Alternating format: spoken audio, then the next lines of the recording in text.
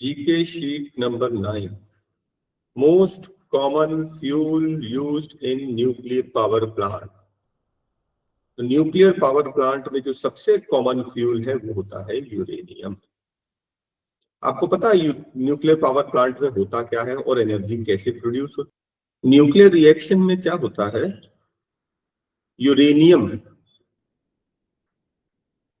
235 जिसका मास 235 है, atomic number 92 है। तो आप ये याद रखना, यूरेनियम को हम हिट करते हैं with a slow moving neutron.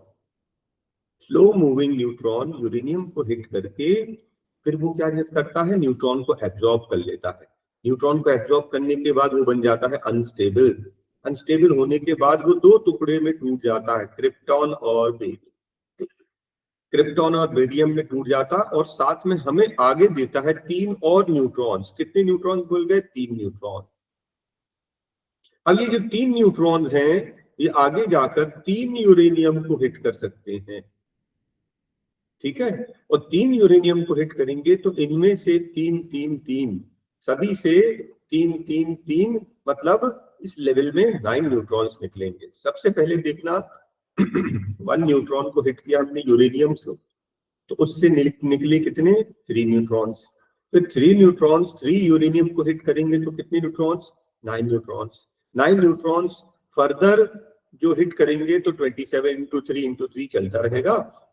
और सबसे बड़ी बात, इसके साथ में बहुत एनर्जी प्रोड्यूस होती है, बहुत ज्यादा एनर्जी। अब सोचो, एक यूरेनियम के जो फिजन से टूटने से इतनी एनर्जी मिल रही है, तो 3 के टूटने से कितनी? 3 टाइम्स ज्यादा हो जाएगी, 9 के टूटने से और 3 टाइम्स ज्यादा। तो ये क्या होता है, एक चेन रिएक्शन स्टार्ट हो जाता है। कैसा रिएक्शन? Chain reaction. और अगर हम इसको कंट्रोल में चलने देते हैं तब तो ये न्यूक्लियर रिएक्टर है। न्यूक्लियर रिएक्टर मतलब इलेक्ट्रिसिटी प्रोड्यूस करने के काम आएगा। न्यूक्लियर रिएक्टर जिससे हम लोग बिजली बना रहे हैं। अगर हमने इसको चेन रिएक्शन को कंट्रोल किया और अगर चेन रिएक्शन को आउट ऑफ कंट्रोल जाने दिया तो ये न्यूक्लियर बॉम्ब बन जाएगा, ठीक है। तो इसकी एनर्जी का सोर्स क्या है? यूरेनियम को न्यूट्रॉन से हिट करते हैं तो वो अनस्टेबल होता है, अनस्टेबल होकर टूट जाता है बेरियम और क्रिप्टॉन में और खूब एनर्जी प्रोवाइड करता है, ठीक है। ये सोर्स ऑफ एनर्जी है न्यूक्लियर एनर्जी की। और याद रखना 1 ग्राम यूरेनियम से कितनी एनर्जी मिलती है? 10,000 किलो कोल से भी ज्यादा। तो इतना ज्यादा इंपॉर्टेंस है, इसलिए न्यूक्लियर रिएक्टर्स की हम बात करते हैं। एक्यूपंक्चर क्या है? चाइना में एक मेडिसिन, एक टाइप का ट्रीटमेंट प्रैक्टिस किया जाता है जिसको बोलते हैं एक्यूपंक्चर। एक्यूपंक्चर में क्या करते हैं, आपके शरीर में किसी पर्टिकुलर जगह पर पियर्स करते हैं, चुभाते हैं, जिससे ट्रीटमेंट होता है, ऐसा माना जाता है, ठीक है। इंडिया में भी थोड़ा पॉपुलर है ये एक्यूपंक्चर। अब medical treatment practice in China. Founder of Arya Samaj Swami Dayanand Saraswati. और याद रखना ब्रह्मो समाज जो था वो राजा राम मोहन रॉय का था। Which of the following is a metal? Iodine एक नॉन मेटल है, मरकरी मेटल है, सिलिकॉन को हम सेमीकंडक्टर बोलते हैं, याद रखना सेमीकंडक्टर। और डायमंड कार्बन से बना है, ये भी एक नॉन मेटल है। तो मेटल की बात कर रहे हैं तो केवल मरकरी, भले ही लिक्विड स्टेट में है, ये एक मेटल है। Which of the following revolutionized the electronic industry? ऐसी कौन सी चीज थी जिसने क्रांति लाई, रेवोल्यूशन ला दिया electronic industry? The discovery of semiconductors. अभी मैंने बताया था ना सिलिकॉन, तो सिलिकॉन, जर्मेनियम, आर्सेनिक, है ना, ये सब क्या है? ये जो है सेमीकंडक्टर्स है। सेमीकंडक्टर्स मतलब मेटल और नॉन मेटल के बीच का एक स्टेट है, इसको हम लोग सेमीकंडक्टर्स कहते हैं। और ये इलेक्ट्रॉनिक इंडस्ट्री में बहुत ज्यादा यूजफुल है। तो जितने हमारे जो एंड्स वो बनते हैं, आईसीज बनते हैं, ठीक है, और सोलर पैनल्स बनते हैं, सब सेमीकंडक्टर्स यूज करते हैं हम उसमें। Mostly responsible was spoilage of the food grains. Food grain जो है हम लोग जो स्टोर करते हैं, फूड ग्रेन्स खराब हो जा रहे हैं, उसका मेन कारण क्या है? एनवायरमेंट में जो है ह्यूमिडिटी है। तो उसका तरीका ये है कि हमें उसको गनी बैग्स में नहीं बल्कि सेलॉज में, सेलॉज मालूम है? सेलॉज बहुत बड़ी बड़ी आयरन की या स्टील की टैंक्स होती है, एयर टाइट, उसके अंदर हम लोग फूड ग्रेन्स रखते हैं, उसमें खराब नहीं होते हैं।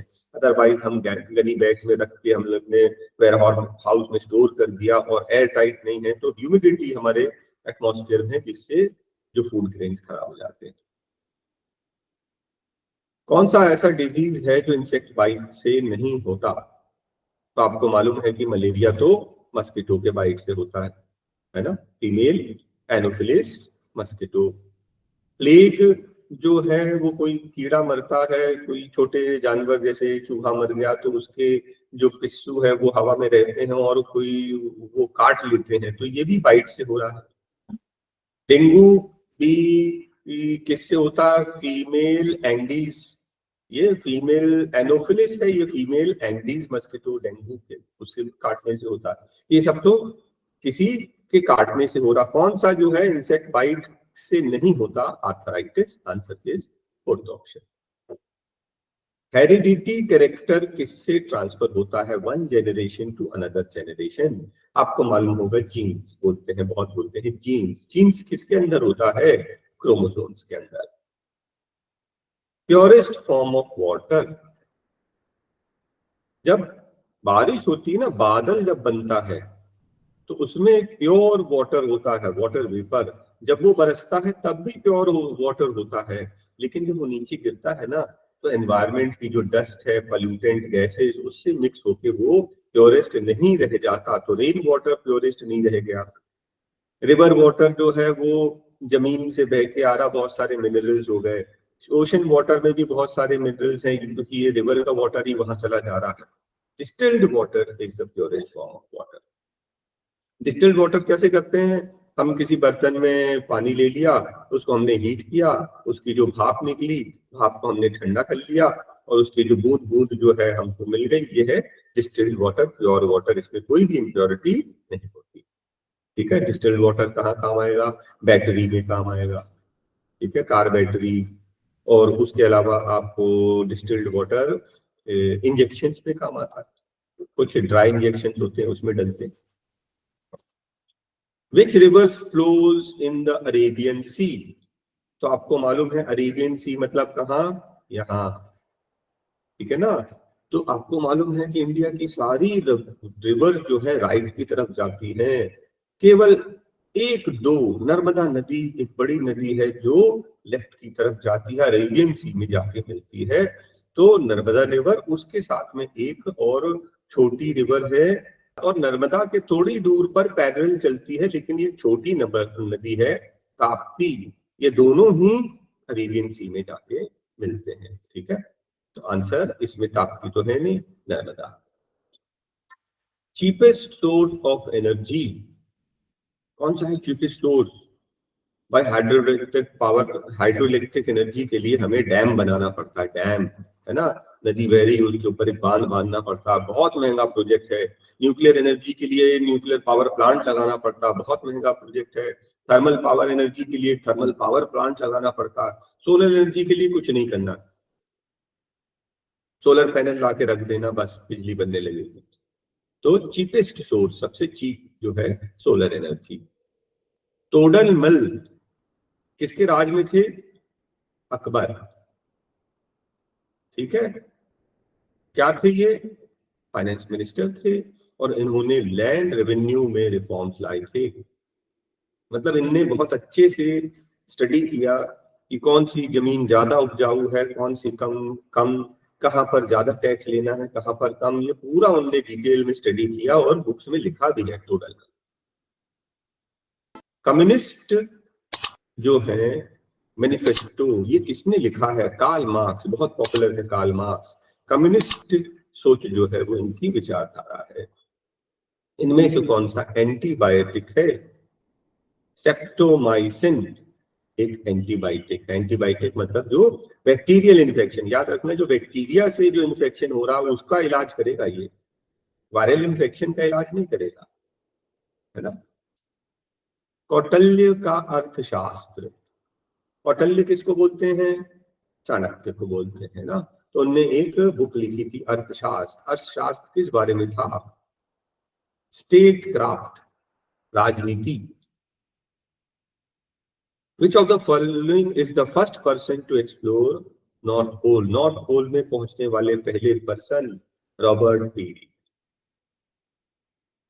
According to Indian constitution sovereignty किसके हाथ में है?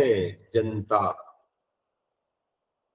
मेन फंक्शन ऑफ मनी, पैसे का मेन फंक्शन क्या है? Exchange of medium, give and take.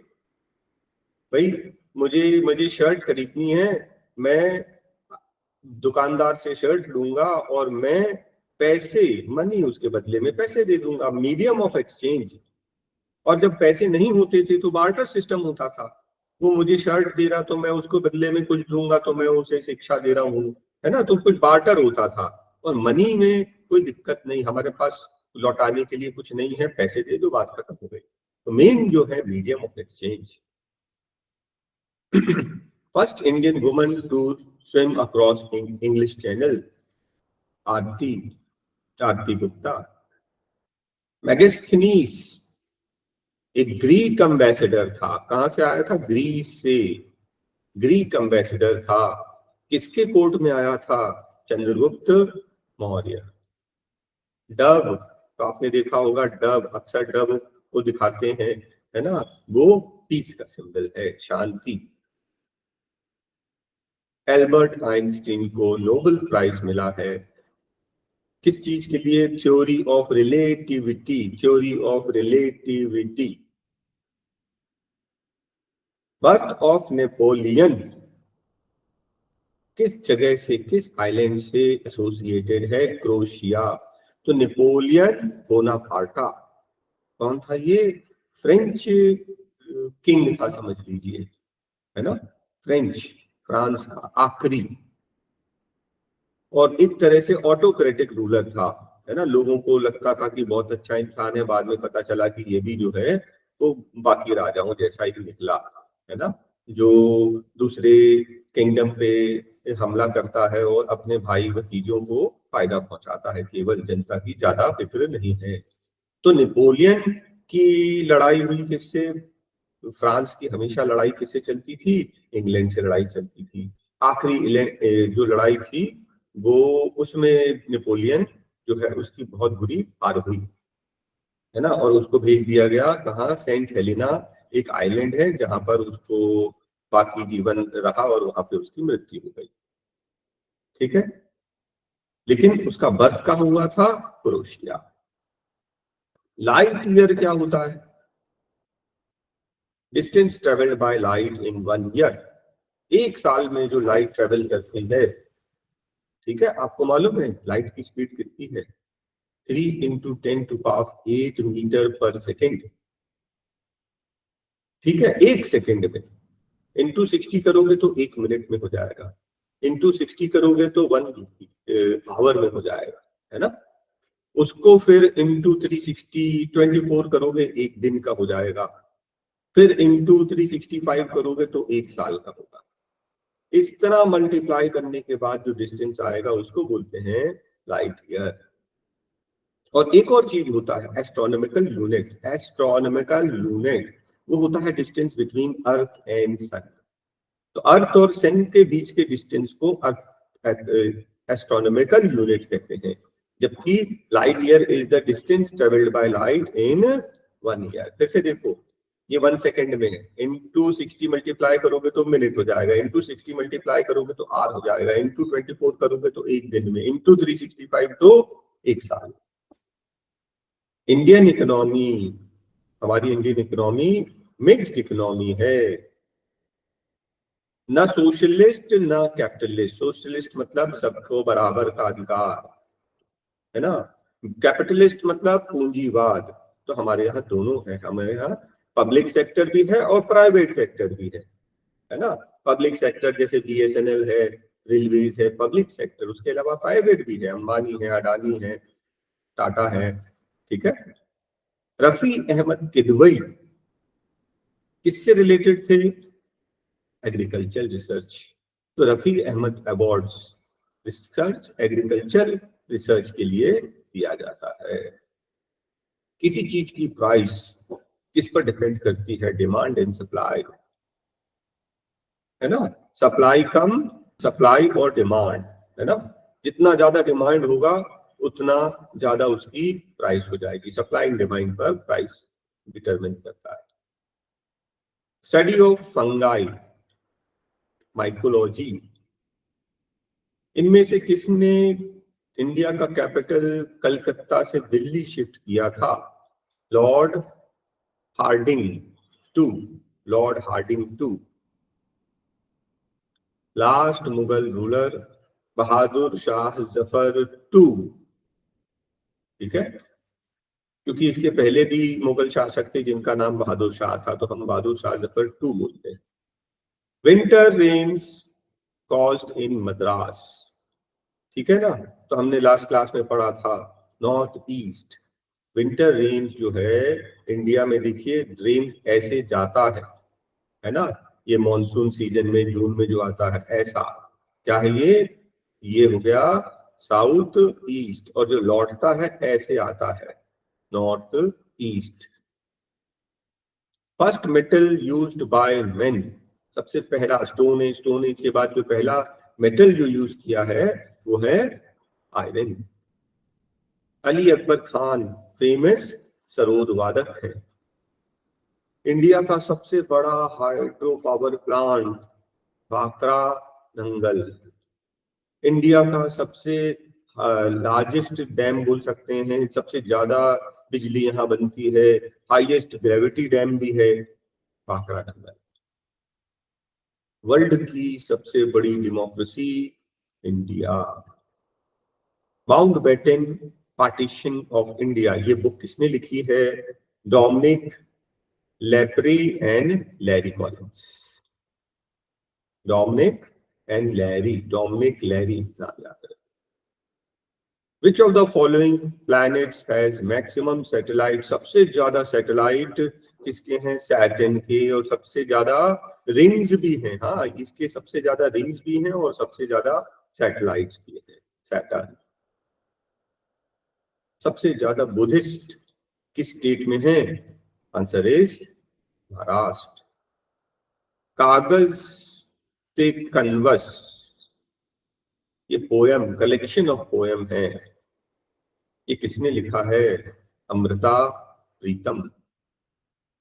फाहीन Chinese Pilgrim है जो इंडियन यूनिवर्सिटी नालंदा में आया था, किसके समय? चंद्रगुप्त के समय। यूएन का अंग नहीं है, not a principal organ of UN. भाई जनरल असेंबली यूएन का है, सिक्योरिटी काउंसिल यूएन का है, कौन सेक्रेटरीट और इंटरनेशनल कोर्ट ऑफ जस्टिस, ये सब यूएन के ऑर्गन्स हैं। तो कौन सा नहीं है? वर्ल्ड बैंक, ये यूएन का पार्ट नहीं है। फर्स्ट एटॉमिक रिसर्च सेंटर जो इंडिया में था उसका नाम साइरस, कनाडा के हेल्प से हमने बनाया था, है ना। तो कनाडा की हेल्प से इसलिए भी क्योंकि यूरेनियम हमें चाहिए, हमारे यहाँ नहीं होता ज्यादा, कनाडा में बहुत होता है। तो फर्स्ट एटॉमिक सेंटर, ठीक है, भाभा एटॉमिक सेंटर में नाम था एटॉमिक रिसर्च सेंटर का साइरस।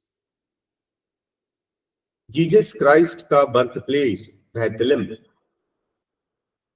वेनेरा 13 जो यूएसएसआर ने लॉन्च किया था, वेनेरा तो वीनस पे भेजा था इसको। लार्जेस्ट प्लेनेट तो आपको पता ही है, जुपिटर सबसे बड़ा प्लेनेट है, लार्जेस्ट प्लेनेट। फर्स्ट एयरलाइंस जो एयर मेल सर्विस के लिए स्टार्ट किया था, Tata airlines. Regular air mail service in India. First viceroy under the British crown, Lord Canning. Nautical mile किसमें यूज होता है मालूम है? नेविगेशन। नेविगेशन मतलब आप शिप से जा रहे हैं कहीं, है ना, तो दूरी कितनी है? 1 नॉक्टल माइल। याद रखना 1 नॉक्टल माइल जो है हमारी नॉर्मल माइल से बड़ी होती है। हम लोग जो मील बोलते हैं ना, तो मील से थोड़ी सी बड़ी होती है। मैं इसका यूनिट कन्वर्जन अब भी आपको बता रहा हूं। 1 माइल इज 1.6 किलोमीटर, लेकिन 1 नॉक्टल माइल, अब नॉक्टल माइल देखकर बता रहा हूं। हाँ, नॉक्टल माइल 1.85 किलोमीटर। अब हम 1 नॉक्टल माइल को माइल में कन्वर्ट करेंगे। नॉक्टल माइल जो डिस्टेंस है वो नेविगेशन में यूज होता है, शिप में, ठीक है। आपको मालूम है 1 माइल 1.6 किलोमीटर होता है, ये लैंड में जो हम मेजर करते हैं 1 माइल 1.6 किलोमीटर, लेकिन 1 नॉक्टल माइल जो है वो उससे थोड़ा सा बड़ा 1.85 किलोमीटर। इसका मतलब एक नॉक्टल माइल 1.15 नॉर्मल माइल के बराबर होता है, ठीक है। तो किलोमीटर से बड़ा माइल और माइल से बड़ा नॉक्टल माइल, यूनिट ध्यान रखना। Main cause of Argentine England war was Falkland island, ठीक है। ये इसके पीछे इन दोनों के बीच में युद्ध हुआ था।